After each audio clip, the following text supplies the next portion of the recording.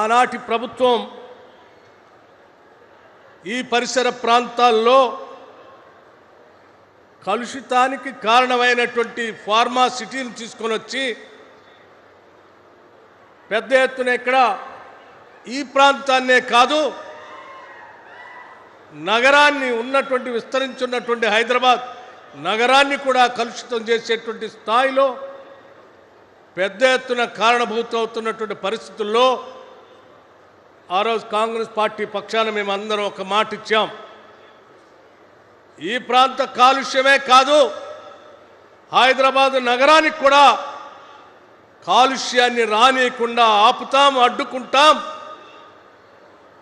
కాలుష్యం లేనటువంటి గ్రీన్ ఫార్మాని, కాలుష్యం లేనటువంటి ఇతర పరిశ్రమలు తీసుకొని వచ్చి ఈ ప్రాంత అభివృద్ధికి పెద్ద ఎత్తున దోహదపడతామని చెప్పాం.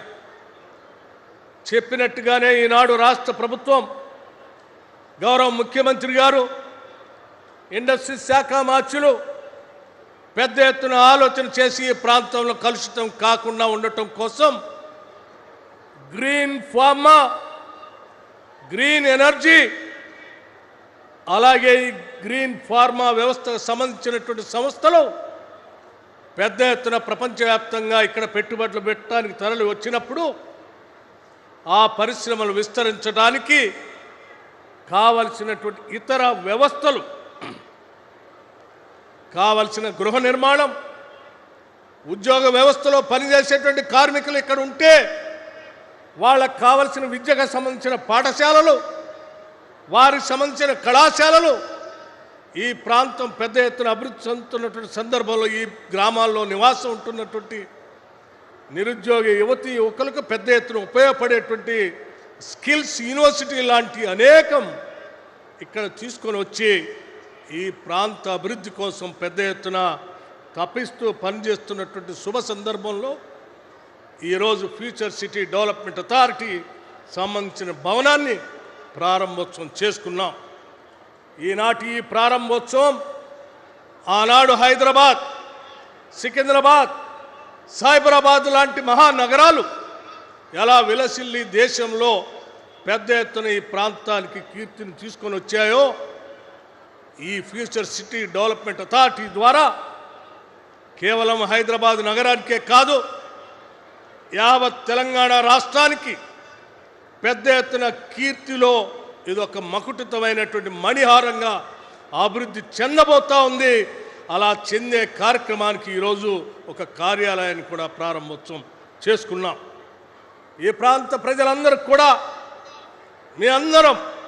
మీరందరూ సంతోషంగా ఉండాలని, ఈ ప్రాంతం బాగా అభివృద్ధి చెందాలని, ఈ గ్రామీణ ప్రాంతాల్లో చదువుకున్నటువంటి నిరుద్యోగ యువతీ యువకులందరికీ కూడా ఉద్యోగ అవకాశాలు రావాలని, ఇక్కడ ఉన్నటువంటి రైతాంగ సోదరుల కుటుంబాలకు కూడా పెద్ద ఎత్తున ఇక్కడ ఆదాయ వనరులు సమకూరే విధంగా ఈ ప్రాంతం అభివృద్ధి చెందాలని ఆలోచన చేస్తూ ముందుకు పోతా ఉన్నాం. ఈ సందర్భంగా ఈ ప్రాంతం కోసం నిరంతరం కృషి చేసి తప్పిస్తూ పనిచేస్తున్నటువంటి ఈ ప్రాంత నాయకులకి, ఈ ప్రాంతంలో దీన్ని సహకరించిన నాయకులకు కూడా ఈ రాష్ట్ర ప్రభుత్వం నుంచి హృదయపూర్వకమైనటువంటి ధన్యవాదాలు తెలియజేస్తా ఉన్నాం. మిత్రులారా, మీ అందరికీ నేను ఒక విషయం చెప్పదలుచుకున్నాను. చాలామంది కుట్రదారులు తెలంగాణ రాష్ట్రం అభివృద్ధి చెందొద్దని, ఫ్యూచర్ సిటీ రావద్దని, మూసీ రిజర్వేషన్ కావద్దని, తెలంగాణ అలాగే వెనకబడి ఉండాలని కలలు కంటూ కోరుకుంటున్నటువంటి ఓటమి చెందిన ఆనాటి ప్రభుత్వానికి సంబంధించిన నాయకులు ఇప్పుడు కూడా అదేవిధంగా ఈ రాష్ట్రాన్ని శపిస్తూ ఉన్నారు. ప్రజలందరూ గమనించాలి.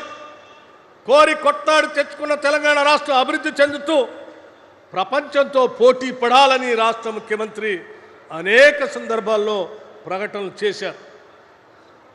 మా అభివృద్ధి ఏదో కేవలం ఈ దేశంలో ఉన్నటువంటి 4 రాష్ట్రాలతో కాదు, ఈ ప్రపంచంలో అభివృద్ధి చెందిన అనేక దేశాలతో, జపాన్, కొరియా లాంటి దేశాలతో పోటీపడి స్థాయిలో తెలంగాణ రాష్ట్రాన్ని అభివృద్ధి చేయడం కోసం మేము ప్రణాళికలు తయారు చేసి పునాదులేసి అహర్నిశలు శ్రమిస్తూ ముందుకు పోతా ఉంటే ఓటమి చెంది నిరాశ నిస్పృహలకు గురై ఏదో కోల్పోయినటువంటి భావంతో ఉన్నటువంటి ఆనాటి టీఆర్ఎస్ పార్టీ సంబంధించిన నాయకత్వం ఈరోజు విషం చిమ్ముతూ ఈ రాష్ట్ర అభివృద్ధికి అడ్డుపడాలనేటువంటి ప్రయత్నం చేస్తూ ఉంది.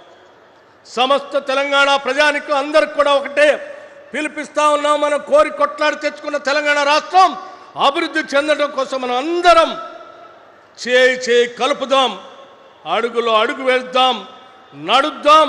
ఈ రాష్ట్రం మనది, మనం అభివృద్ధి చేసుకొని ముందుకు పోదాం, ప్రపంచంతో పోటీ పడదామని చెప్పి మీ అందరికీ సవినయంగానే మనవి చేస్తూ, ఈ ప్రాంతంలో ఉన్నటువంటి అనేక గ్రామాలు ఫ్యూచర్ సిటీ డెవలప్మెంట్ అథారిటీ ప్రాంతంలో పెద్ద ఎత్తున అభివృద్ధి జరుగుతూ ఉంది.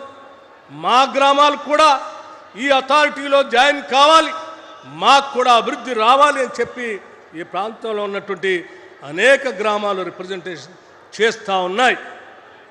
ఈ ప్రాంతంలో ఉన్న నాయకులకి దరఖాస్తులు ఇస్తూ మా గ్రామాలను కూడా ఇందులో కలపమని చెప్పి అనేక గ్రామాలు వస్తూ ఉంటే, అందులో ముందుగా తొలిదశగా ఈరోజు కొన్ని గ్రామాలని ఫ్యూచర్ సిటీ డెవలప్మెంట్ అథారిటీలో కలపటం కోసం స్థానికంగా ఉన్న నాయకత్వం కోరిన మీదట రాష్ట్ర ముఖ్యమంత్రి గారు అంగీకరించి పరిశీలన చేస్తామని చెప్పారు. ఈ సభాముఖంగా నేను వారిని విజ్ఞప్తి చేస్తూ ఉన్నాను. దయచేసి ఈ ప్రాంతంలో ఉన్నటువంటి గ్రామాలు ఈ అభివృద్ధిలో భాగస్వాములు కావాలని కోరుకుంటున్నారు. దయచేసి వాటిని ఈ సందర్భంగా ఈ వేదిక మీద నుంచి కొన్ని గ్రామాలని ఈ అథారిటీలో కలిపేటట్టుగా అధికారికంగా ఇక్కడ నుంచే ఇదే వేదిక నుంచి మీరు సంతకం పెట్టాలని చెప్పి ఆ గ్రామాల పక్షాన నేను మీ అందరిని విజ్ఞప్తి చేస్తూ ఉన్నాను. దయచేసి ఆ కార్యక్రమం ముఖ్యమంత్రి గారు మన్నిస్తారని, సంతకం చేస్తారని మీ అందరి తరఫున వారికి విజ్ఞప్తి చేస్తూ ఆశిస్తూ నా ప్రసంగాన్ని ముగిస్తూ ఉన్నాను. ధన్యవాదాలు. జై తెలంగాణ.